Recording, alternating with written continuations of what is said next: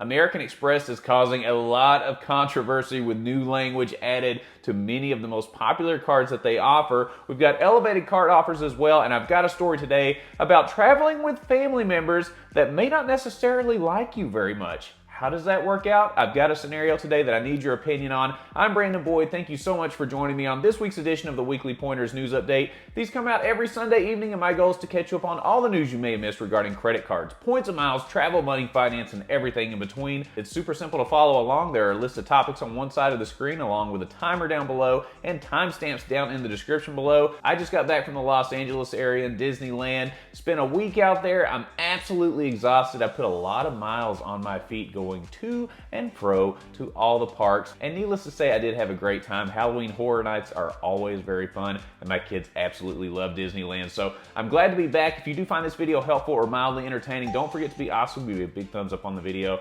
and subscribe to the channel. Hit the bell notifications for alerts, and keep in mind, if you're interested in any cards mentioned in today's video, or any card for that matter, make sure you apply using my referral link down in the description below. And when you apply using my referral link, it does greatly help support the channel, and I can't thank you all enough for doing that so far. Before we get into the news of the day, I do want to give you a quick reminder to make sure that if you have the Freedom Flex card, make sure you activate your offers for this quarter. It's something that a lot of us forget about. We get busy, we have lives, we do things. Sometimes you forget to activate that. Make sure you activate your 5x categories in your app right after you watch this video. And keep in mind, those categories for Q4 are warehouse clubs, Sam's Club, Costco, and then PayPal. Make sure you activate those. You can thank me later for the reminder. We've got a lot of news to cover this week, some really big stories. If you're ready, I'm ready. Let's go. Chase has an elevated offer on the United Business Card. Right now, Chase is offering up to 75,000 miles on the United Business Card after $5,000 in spend within the first 3 months. Now, the annual fee of $99 is waived for the first year in this offer, which is different from other offers that we've seen previously, because previously we'd seen a 100,000 mile offer, but it required an additional $5,000 in spend, and the annual fee was not waived on that 100,000 mile offer. So this is a great way for those of you that have been interested in this card to pick this one up. This is actually a pretty good compromise here, because it's giving you an elevated offer, but easier ways to get that offer, and making it easier to keep the card for that first year with the annual fee waived. And like I've said on this channel 100 times, I can justify almost any card for the first year, even if there is an annual fee, because the welcome offer is usually more than enough to offset that. In this case, there's no annual fee. Take advantage while you can. I really like this offer. American Express has made some major news over the last week, and we're gonna start with this. American Express has made some changes to their Business Gold Card,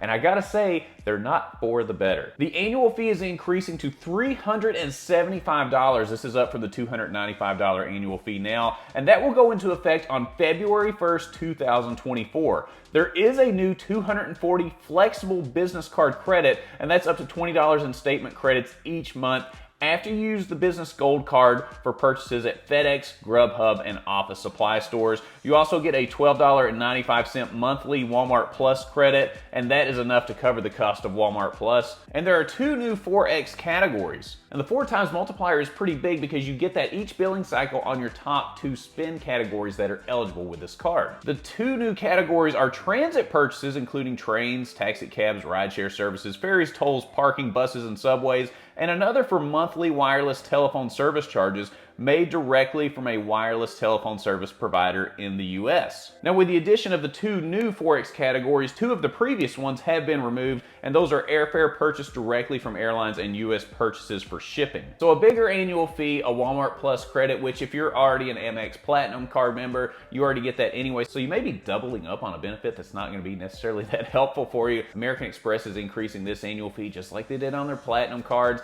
It may be just a sign of the times that we're gonna have to deal with this, but even though the categories have changed in this, there's 2 new categories, I'm still not a fan of this overall. I don't like the increase in the annual fee. I thought it was a pretty good value at $295 before this. Are these changes gonna keep you from applying for this card? Let me know your thoughts down below. As you're probably aware, over the last couple of weeks, American Express has been making changes to their language, making it more difficult to earn welcome offers on some of their most popular cards. Let me give you an example with the Delta Gold Card, all right? So where you were previously able to get a welcome offer on the Delta Gold Card, the Delta Platinum Card, and the Delta Reserve Card, now language has changed for each one of these cards. Without getting into the details of every single card because it would take forever, here's the gist of what they're saying in their language with the Delta cards. Now, If you've received a welcome offer on one of their Delta cards, you may not be eligible to receive a welcome offer on another Delta card. Now, it changes just a little bit here and there depending on which card you get, but long story short, it's much more restrictive language on who can get a welcome offer with this card. That same language then expanded to some of their cash back cards, and that includes the Blue Cash Everyday card, the Blue Cash Preferred card, and it's very similar language where it says, hey, if you've signed up for the Blue Cash Everyday card and you've gotten a welcome offer on that card before, then you may not be eligible for a bonus on the Blue Cash Preferred card. And we've seen the same thing with the Platinum cards, where if you've had a Platinum card, then you may not be eligible for a welcome offer on the Schwab Platinum card. It's getting a little bit out of hand. Things are getting more restrictive. Well, now they've added another layer on top of this with the American Express Gold card, which is one of the most popular cards on the market. You probably know from my review video on that card, I consider that the food card. It's very popular. A lot of people have it in their card lineup. Well, now the family language has been brought up with the American Express Gold card, and that family now includes the Platinum card. What? So here's how it goes. The American Express Gold card now has the following language in its terms and conditions when you're applying. It says you may not be eligible to receive a welcome offer on the American Express Gold card if you have or have had this card, the Gold card, the Premier Rewards Gold card, the Platinum card from American Express, the American Express Platinum card by Charles Schwab, Platinum card for Morgan Stanley, or previous versions of these cards. So now they are considering the Gold card to be in the same family as the Platinum card. So if you're a Platinum card holder right now and you wanted to add the Gold card, they consider that to be in the same family. I don't know how these extended families got connected, but it is getting more and more restrictive. And I think this is a massive mistake from American Express. I don't like this at all. It's basically making it more restrictive on how many welcome offers you are going to be able to get with American Express as a whole. And this really makes me think if this is the best place to put my efforts into when it comes to points and miles, because if it's getting so restrictive that, you know, if we get a welcome offer on one card, we can't get one on 5 or 10 other cards, it makes it very difficult to accumulate large chunks of points or miles through American Express cards. I am not a happy camper when it comes to American Express, and I've got to know how this is going to impact your particular strategy with what cards you are looking at in the future with American Express. Does this take you out of the running for a welcome offer on the Gold card?